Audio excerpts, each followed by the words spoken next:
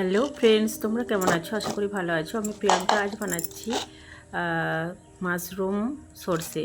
তো দেখো, মাশরুমগুলোকে আমি ছোট ছোট সাইজ করে কেটে পরিষ্কার করে ধুয়ে নিয়েছি এবং এই মাশরুমগুলোকে ম্যারিনেট করার জন্য দিয়ে দিচ্ছি আদা রসুনের পেস্ট, এরপর দিয়ে দিচ্ছি সর্ষের পেস্ট 1 চা চামচ করে, এরপর দিয়ে দিলাম হলুদ গুঁড়ো, আর এবার আমি দিয়ে দেবো এর মধ্যে লবণ পরিমাণ মতো, আর সাথে দিয়ে দিচ্ছি কালারের জন্য রেড চিলি পাউডার, মানে লাল লঙ্কার গুঁড়ো, কাশ্মীরি লঙ্কার গুঁড়োটা দিয়ে দিচ্ছি 1 চা চামচের মতো, আর দিয়ে দিচ্ছি ঝালের জন্য 4 থেকে 5টা কাঁচা লঙ্কা, আর দিয়ে দিচ্ছি কাঁচা সরষের তেল। এটাকে আমি চামচ দিয়ে ভালো করে মাখিয়ে নিচ্ছি। সব মশলাগুলো দিয়ে মাশরুমটাকে ভালো করে মাখিয়ে নিচ্ছি। তো মাখা হয়ে গেছে, দেখতে পাচ্ছ কত সুন্দর। তো এবার এর উপরের থেকে আমি দিয়ে দিচ্ছি বেশ কয়েকটা কারি পাতা। তো দিয়ে এটাকে আমি একটু সময়ের জন্য রেখে দেবো। এটাকে রেখে দিয়েছিলাম। এবারে কড়াই বসিয়ে দিয়েছি।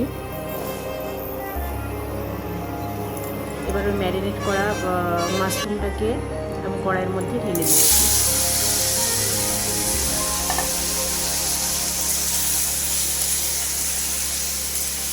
তো ঢেলে দেওয়ার পর এটাকে ভালো করে একটু নেড়ে নিলাম,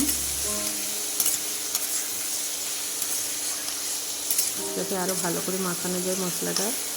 তো এবার যে বাটিটাতে আমি ম্যারিনেট করেছিলাম সেই বাটিটা একটু ধুয়ে জল দিয়ে দিলাম অল্প পরিমাণে, এই মাশরুমটার মধ্যে দিয়ে দিলাম।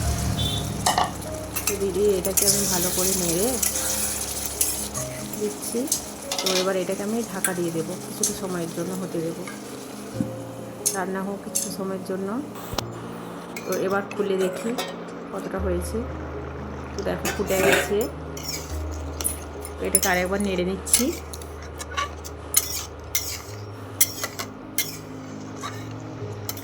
তো এবার এটাকে আরেকবার ঢাকা দিয়ে দেব, যতক্ষণ না এই জলটা মরছে তখন আরেকবার আমি এটাকে ঢাকা দিয়ে দিচ্ছি, দিয়ে রান্না করে নিচ্ছি। তো ঢাকা খুলেছি আবার, দেখো দেখতে পাচ্ছ একদম মাশরুমের গা থেকে তেল ছেড়ে গেছে, মশলার গা থেকে। রান্না আমার প্রায় শেষের দিকে।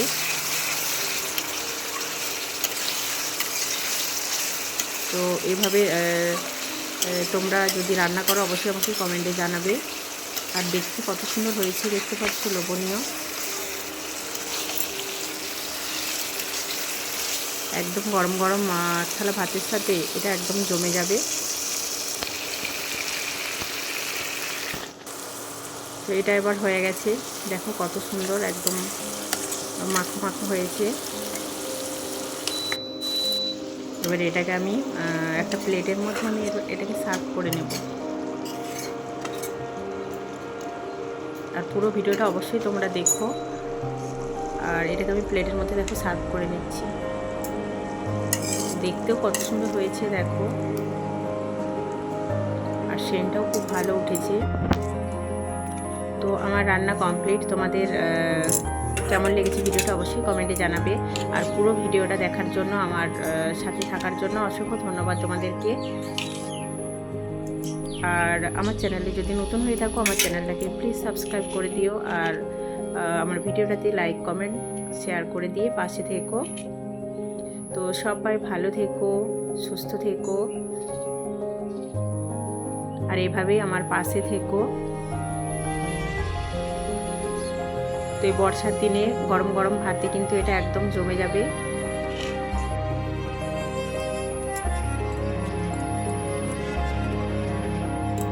আর আমার রান্নাটা কেমন লেগেছে অবশ্যই তোমরা কমেন্টে জানাবে।